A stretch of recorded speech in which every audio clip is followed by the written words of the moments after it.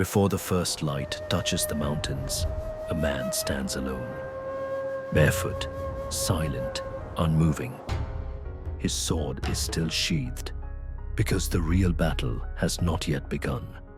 They say dawn reveals everything, but for those who walk the warrior's path, dawn is not a moment in the sky.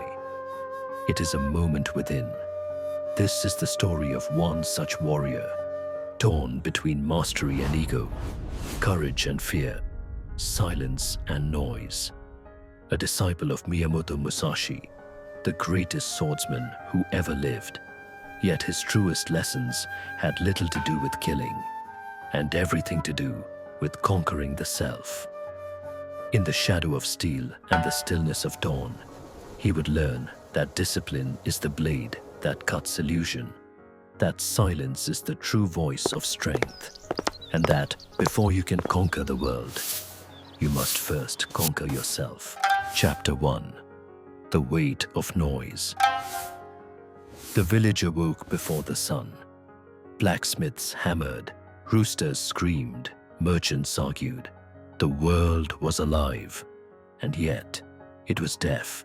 In the corner of that noise lived a young man named Hiroto, son of a fisherman, dreamer of battles. He trained with wooden swords until his hands blistered.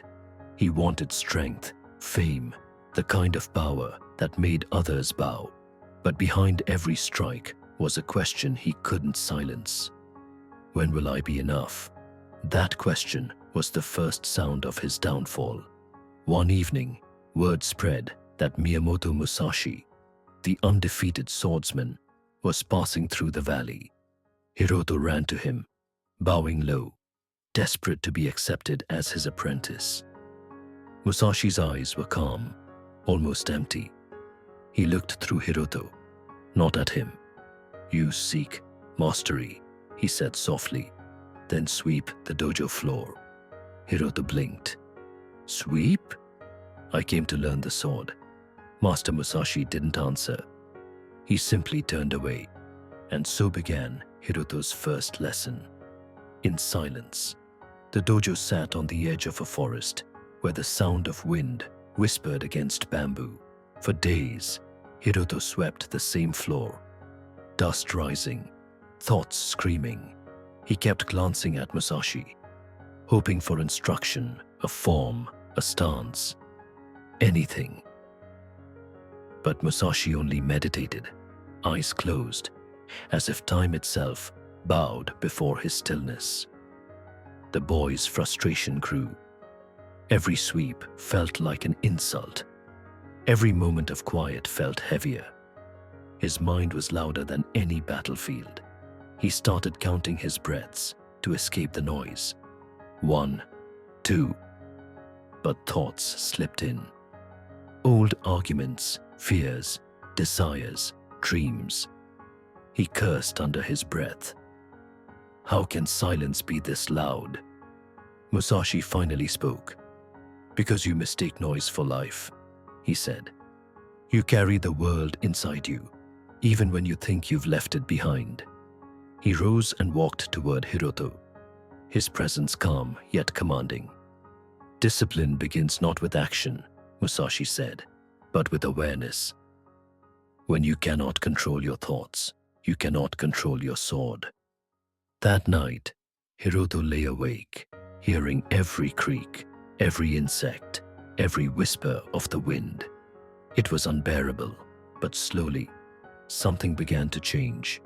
The next morning, he swept again, slower this time. He noticed how the bristles brushed the floor in rhythm with his breath. He felt the weight of his feet, the pull of the morning air. For the first time, the noise around him seemed distant. Something inside him began to quiet. Musashi watched from a distance, eyes half closed. He saw it, the first spark of presence. A week later, Musashi handed Hiroto a wooden sword. "Strike," he ordered. Hiroto swung with all his might. Fast, wild, powerful. Musashi didn't even move. He simply stepped aside. Again, Hiroto attacked until sweat drenched his robes. Each strike missed by an inch. Each breath turned ragged. Finally, Musashi raised his hand. "You hear only your own noise," he said. "Listen, not to me, but to the silence between your movements." Hiroto froze. His heart slowed. For the first time, he could hear it. The faint rhythm beneath all sound. His breath, the air, the pulse of the earth. That was the sound Musashi wanted him to find. Science would one day call it alpha state. A quiet rhythm in the brain where clarity blooms and focus deepens. But centuries before names were given, warriors like Musashi already knew. Silence is not the absence of sound. It is the sharpening of attention. Through repetition, through quiet labor, the mind begins to empty. And when it empties, the spirit awakens. Hiroto looked down at the floor he'd swept for weeks. It was spotless now, but more importantly, so was his mind. Musashi approached him, his tone softer than before. "Only in silence," he said. "Do you hear the blade of the spirit?" Hiroto bowed, not in obedience, but in understanding. For the first time, he wasn't fighting the noise outside. He was learning to still the noise within. But silence alone is not peace. For when the mind grows quiet, fear begins to speak. Chapter 2: The Edge of Fear.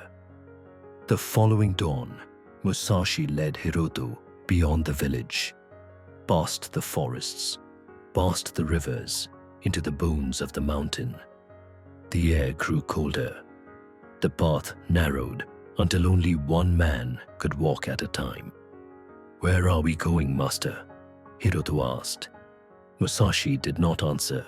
They stopped at a cliff that opened into a sea of mist. Below, the valley stretched endlessly, a fall that promised death with a single misstep. Musashi pointed to the very edge. "Sit," he said. Hiroto hesitated. "It's dangerous." "That is the lesson." He obeyed. His legs trembled as he crossed the uneven stones. Wind whipped against his face, sharp as blades. The horizon flickered between night and light. The first blush of dawn. "Close your eyes," Musashi ordered. "Now, breathe." The boy inhaled, exhaled. At first, he heard the wind, then his heartbeat, then the whisper of panic rising inside him. His mind screamed, what if? What if he slipped? What if the ground crumbled? What if he never returned? His breaths grew shorter, his palms damp. He wanted to run, but Musashi's voice anchored him. "Do not move. Observe." In that stillness, fear became a mirror, showing Hiroto his rawest self. He saw flashes of childhood, failures, doubts, the shame of not being enough. The cliff didn't frighten him. Himself did. Musashi's voice drifted through the wind. "Fear is not your enemy, Hiroto. It is your teacher. It tells you where the walls are within." The young man clenched his fists. "But it feels like I'm dying." Musashi nodded. "Good. Then let the false self die. Every warrior must die before he truly lives." Minutes passed, maybe hours. Time dissolved. The body shook, but the breath stayed. The mind screamed, but the heart began to listen. Somewhere within that trembling silence, something subtle shifted. Hiroto realized he could not fight the wind, nor the cliff, nor death itself, but he could observe them without being ruled by them. That moment of observation became power. It was not resistance. It was presence. He breathed deeper. The edge no longer felt like a threat, but an invitation to witness, to surrender, to see. Musashi finally stepped closer, his shadow cutting through the morning light. "What did you see?" Hiroto's voice was quiet now.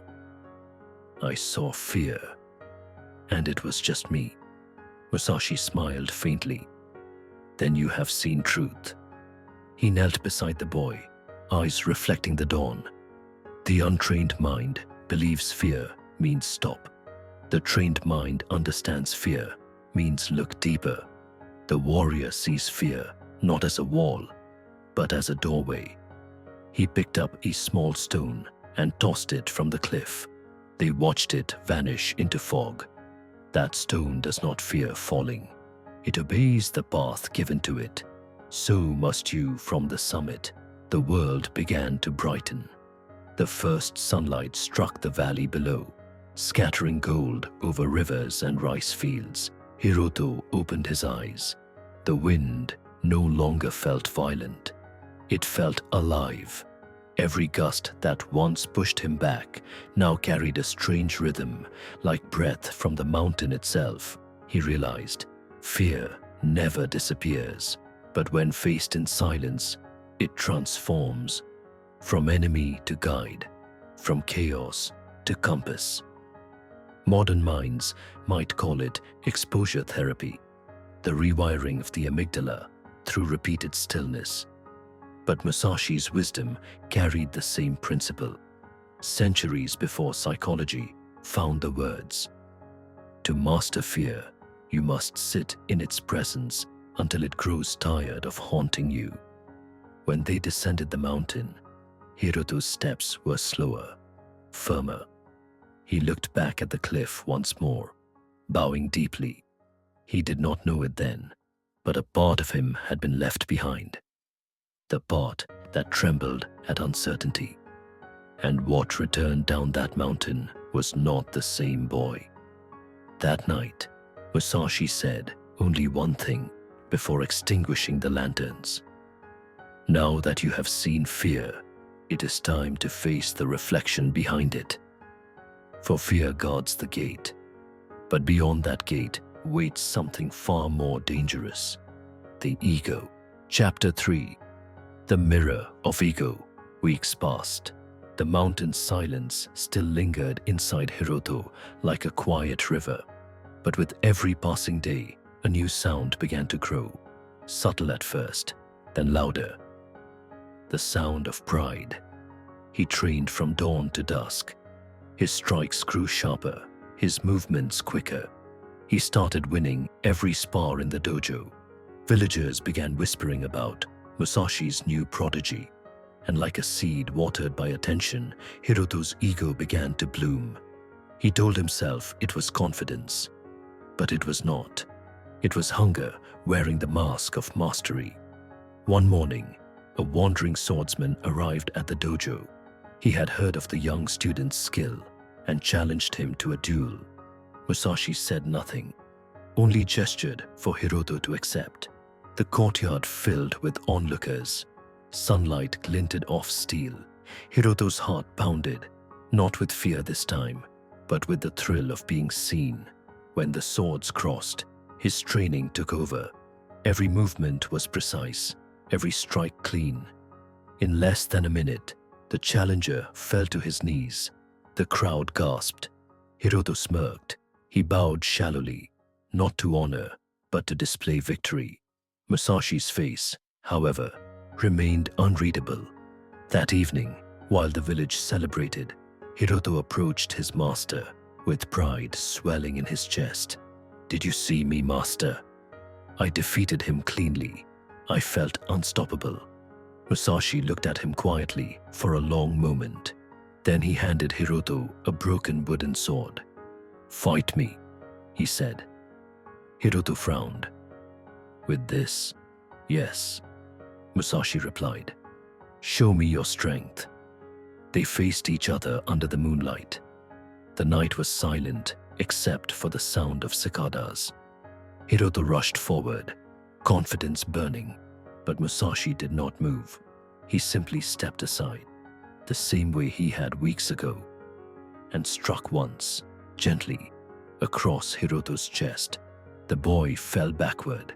Humiliation cut deeper than the blow. He shouted, "This isn't fair." You gave me a broken sword. Musashi's reply came like thunder breaking still air. No, Hiroto. You brought the broken sword with you. The words froze him. Musashi knelt, his tone colder now, every syllable precise. You think mastery is strength. Number. It is emptiness. You think victory defines you. Number. It reveals your weakness. He placed the wooden sword in front of Hiroto. Every time your ego swings the blade, it cuts you first. Hiroto's head lowered. The echo of the crowd's cheers suddenly felt hollow. He realized he had been fighting not his opponent, but his own reflection. Every victory had fed the same beast he swore to conquer. Days passed in silence. Hiroto stopped training. He ate little, spent hours staring at the floor he once swept. Shame turned into awareness, awareness into humility. He began to see the truth behind Musashi's stillness, a truth the world rarely taught. The ego cannot be destroyed by force. It must be dissolved by observation. When the mind sees its own illusion clearly, it weakens on its own. Musashi watched from afar as the boy sat in reflection. He knew this was the hardest part of the path, to face the enemy within that wears your own face. On the seventh day, Hiroto approached him again. He bowed deeply, forehead to the floor. Master, he whispered, I no longer wish to win. I wish to understand. Musashi smiled faintly, as if hearing his own younger self. Then, he said, you are finally ready to lose everything unnecessary. The next morning, Musashi gave Hiroto no sword at all, only a simple command. Go to the forest, live in silence, and learn the discipline of emptiness. Hiroto hesitated. For how long? Musashi turned away. For as long as it takes for you to hear the sound of your spirit again. That night, the boy gathered what little he had and walked into the dark woods alone. The moonlight followed him, soft and pale, like a silent witness. Each step away from the dojo was a step away from everything he thought he was. Ego had been shattered. Now came the true forge, the discipline of emptiness, where the spirit would be stripped bare to be remade. Chapter 4. The discipline of emptiness. The forest was silent, not the kind of silence that comforts, the kind that confronts. Every sound echoed louder when you were alone. The rustle of leaves, the hum of crickets, the slow beat of your own heart. Hiroto had walked for hours before finding a clearing beside a river. There he built a small shelter of bamboo and branches, as Musashi had once taught him. He had no fire, no food, only his sword, his breath, and his thoughts. The night came quickly, cold, raw, uninviting. He sat beneath the stars, listening to the forest breathe. Every instinct screamed for distraction, to sing, to talk, to do something. But Musashi's last command rang in his mind like a bell. Learn the discipline of emptiness. So he stayed still. By the second day, hunger began its lesson. The body rebelled, mind flooded with craving. He imagined the smell of rice cooking in the village, the laughter of other students. He clenched his fists, whispering, "Why am I here?" And then, the realization came. That question itself was the very thing Musashi wanted him to confront. Hiroto was not there to gain anything. He was there to lose what clouded him. Noise, desire, ego, everything that made him forget the stillness he once touched on the mountain.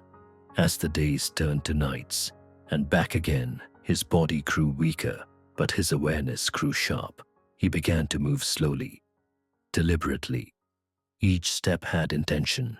Each breath was a lesson in control. When he fetched water, he listened to the sound of the river colliding with stones. When he chewed wild roots, he felt every fiber, every taste of earth. He was learning precision through presence. Musashi had once said, "Discipline is not restriction, it is remembrance." Now, Hiroto understood. Discipline wasn't about forcing the body. It was about returning the mind to the moment again and again, until stillness became natural. One morning, as the first light spread across the forest, Hiroto stood with his sword unsheathed. He closed his eyes. No stance, no form. He simply breathed. Then, without thought, the blade moved, not from mind, from instinct. Every cut was clean, every motion born from silence. It was no longer practice. It was communion. For the first time, he felt no separation between his breath, his body, and the blade. The sword was not a weapon. It was a mirror, reflecting his inner state. In that emptiness, Hiroto discovered what Musashi meant by the ancient system. Not a set of techniques, but a way of being. The way of emptiness, where mastery is not adding more, but removing what clouds the spirit. Weeks passed. He began to feel the forest, not as a place, but as a teacher. The trees stood disciplined yet graceful. The river moved endlessly, but never lost its course. The wind bent the branches, but never broke them. Everything was strength, without resistance. Modern science would later call it flow state, when self dissolves and consciousness merges with action. But Hiroto did not need words for it. He could feel it. A quiet unity with everything that breathed. One evening, he returned to the river and saw his reflection on the surface. The boy who once sought power was gone. In his place stood a calm, lean figure. Eyes steady, face weathered, yet peaceful. He bowed to his own reflection, not in pride, but in gratitude. Then, from behind the trees, a familiar voice emerged. "You've learned well," said Musashi, stepping into the clearing. Hiroto turned, his heart still. "Master," he whispered, "how long has it been?" "Long enough," Musashi replied. "The forest taught what I could not." He walked closer, examining the young man. "No tremor in your hands. No fire in your eyes, only stillness. That is the mark of mastery." As the two sat together beside the river, the wind carried the scent of pine and dawn. Musashi looked at him with quiet pride. "You have emptied your cup," he said. "Now it is time to fill it again. Not with noise, not with ego, but with presence." He stood and gestured toward the path home. "At sunrise, we duel. Not to fight, but to listen. The next morning, they would meet in the courtyard once more, not as master and student, but as mirrors of one another. In the stillness of dawn, where silence meets motion, Hiroto would face his final test. The Silent Sword. Chapter 5. The Silent Sword. The morning arrived without sound. Mist hung over the valley, like breath paused in time. The dojo courtyard, once filled with shouting and clashing wood, now waited. Still, sacred, expectant. Hiroto stood barefoot on the smooth stone floor. His robe was simple, his sword polished but unadorned. Across from him, Musashi approached with the slow calm of a man who had already fought at 1,000 battles and no longer needed victory. Neither spoke. The wind brushed through the bamboo. A crow called in the distance. The sun began to rise, and with it, the duel began. Their blades whispered through the air. No roar, no cry, just motion, measured and silent. To anyone watching, it would have looked almost like a dance. Two figures moving with impossible grace. each movement precise, deliberate, as if time itself had slowed to watch. Hiroto's breath matched the rhythm of the wind. Each step was instinct, each block, each strike, effortless. There was no anger, no pride, only presence. He wasn't fighting against Musashi anymore. He was moving with him. The master's attack flowed. The student's defense adapted. Yin and yang in motion. Steel met steel, and the sound rang, not as violence, but as truth.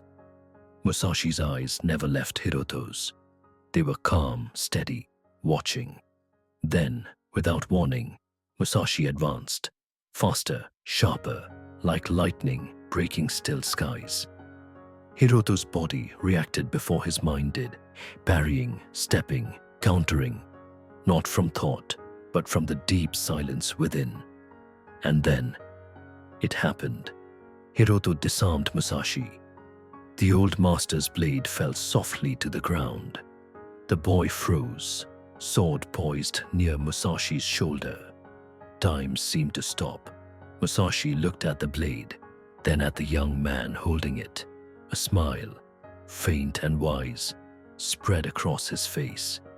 "Strike," he said quietly. Hiroto's hands trembled, not from fear, but from realization. He lowered the sword and bowed deeply. "My sword no longer wishes to harm," he said. Musashi nodded, eyes glinting with light. "Then you have learned the lesson that cannot be taught." He stepped forward and gently pressed his hand against Hiroto's chest. "There," he whispered, "is the real blade." Hiroto closed his eyes. He could feel it, a quiet pulse of energy, centered, steady, infinite. That was the silent sword Musashi spoke of, the power that no longer needed to prove itself. They sat afterward in silence beneath the trees. Birds began to sing again as the light of morning spread across the valley. Musashi spoke softly.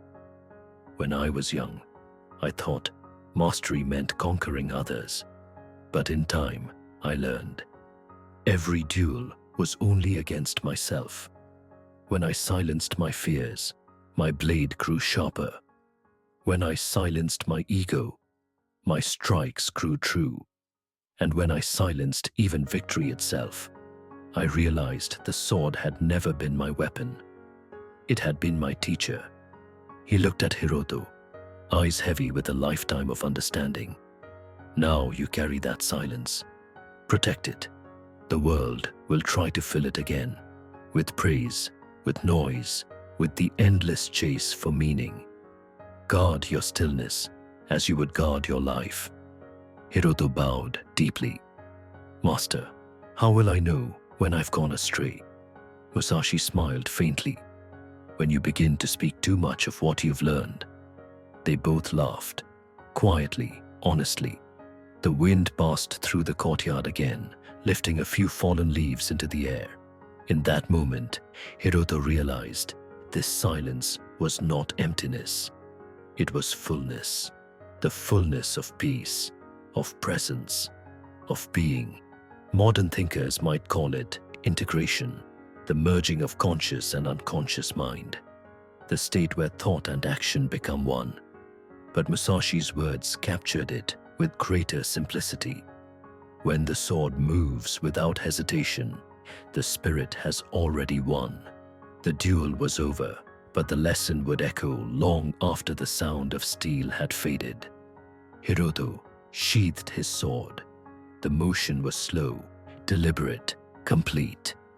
The same way he once swept the dojo floor. The circle had closed. The boy had become the warrior, and the warrior, at last, had become still. Musashi rose and looked toward the horizon. "Tomorrow," he said, "you will train no more. You will live."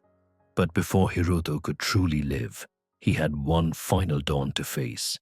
The dawn where the world wakes, and the awakened man stands still. Chapter 6. Conquer yourself before dawn. The night before his final dawn, Hiroto could not sleep. He sat on the wooden porch outside his small hut, watching the moon's reflection tremble in the water basin. The air was cold, sharp enough to remind him that the world was still alive, still moving, still testing him. He had trained for years to master the blade. He had learned silence, stillness, and the art of presence. Yet now, in this quiet before the first light, a strange fear returned.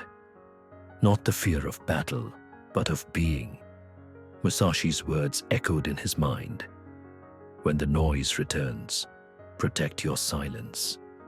Hiroto realized that the greatest war would not be fought on any field. It would rise within, against doubt, ego, and the endless whisper of self. He stood and began to walk toward the hill, where he once trained at dawn. The path was familiar, worn smooth by his own footsteps.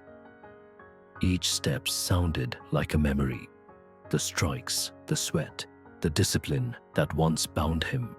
But now, there was no sword at his side. Musashi had told him to leave it behind. You have no more need for weapons, the master had said. Only those who are still divided require a blade. When Hiroto reached the summit, the horizon had just begun to pale. The world seemed to hold its breath. The moment before day breaks, when darkness and light still share the same sky, he knelt, feeling the earth beneath him. Cold, steady, grounding, and for the first time, he did not meditate to escape his thoughts. He watched them. Like passing clouds, rising and dissolving, the noise came again. You are not enough. You will fail. You are nothing without your sword. But this time, he did not resist. He let the thoughts move through him like wind through reeds. And slowly, silence returned. A silence that was not empty, but alive. The kind that breathes with the rhythm of the universe itself. Then, he heard footsteps behind him. Musashi. The old master stood with his hands folded, the rising sun painting his face in soft gold. For a moment, neither spoke. The silence between them was complete. Two souls sharing one breath. Finally, Musashi said, "You have come far, but now your journey changes." Hiroto bowed. "I still do not understand, Master. What does it mean to conquer oneself before dawn?" Musashi looked toward the sky, where the first light touched the mountain's edge. "It means this," he said. "When the sun rises, the world begins to move. People chase, fear, desire, forget. But before dawn, when all is still, you face yourself. Not the world, not others, only you. If you can meet that silence without running, without filling it, you have already won the greatest war." Hiroto closed his eyes. He breathed deeply, slow, deliberate. The warmth of the sun began to touch his face. He understood then what Musashi had meant all along. All his years of discipline, of striking, of mastering the sword, had been a mirror reflecting only one truth. He had never been fighting the world. He had been fighting the noise within. The fear of being nothing, the craving to prove, the restless search for meaning outside himself. And in this stillness before dawn, all of it dissolved. There was no warrior, no student, only breath, only being. Musashi smiled faintly. "The sword you carry now cannot be seen," he said. "It cuts through illusion, not flesh. And once you wield that sword, you will never need another." He turned to leave, but paused, as if remembering something distant. "Remember this, Hiroto. The world praises the man who conquers others, but peace belongs only to the man who conquers himself." And with that, the master walked away, his figure melting into the golden haze of morning. Hiroto remained kneeling, eyes closed, heart silent. He could feel the warmth of the sun expand through him, like life itself was bowing before the man who had finally stopped fighting. The day had begun, and yet, inside him, it was still before dawn. Epilogue. The moral. The silent sword is not a weapon, but awareness. The true path of the warrior is not victory, but surrender. The surrender of noise, ego, and illusion. Discipline, science, and presence are not cages. They are the gates through which the spirit walks free. When you master yourself before dawn, the world can no longer conquer you. If this story spoke to you, take a moment before you scroll. Breathe. Then, like this video, so more warriors find their path. Share your thoughts in the comments. Tell me what lesson stayed with you the most, and if you walk the same road of silence, discipline, and inner strength. Subscribe, and let's keep walking this path together, one dawn at a time.